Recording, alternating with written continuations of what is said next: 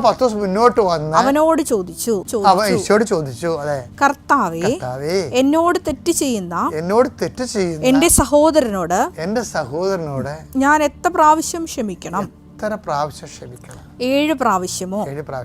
യേശു അരുൾ ചെയ്തു, 7 എന്നല്ല 70 പ്രാവശ്യം എന്ന് ഞാൻ നിന്നോട് പറയുന്നു.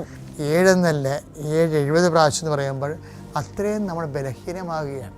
എന്തിനാണ്? മനുഷ്യൻ്റെ ശക്തി ഓൺ ഔട്ട് ആകുകയാണ് അവിടെ. V declare that we R helpless and weakness in the name of Jesus. നമ്മളിപ്പോൾ യാബയായിട്ട് മാറുന്നു.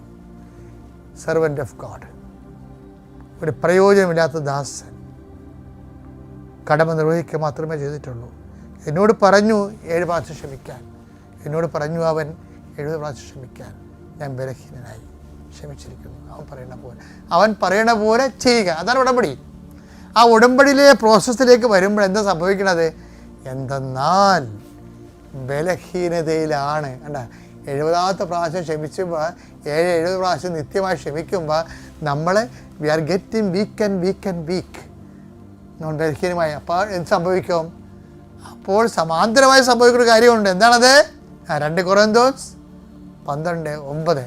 എന്തെന്നാൽ ബലഹീനതയിലാണ് ദൈവത്തിൻ്റെ ശക്തി, ദാറ്റ് മീൻസ് കൃപ പ്രവർത്തിക്കുന്നത്.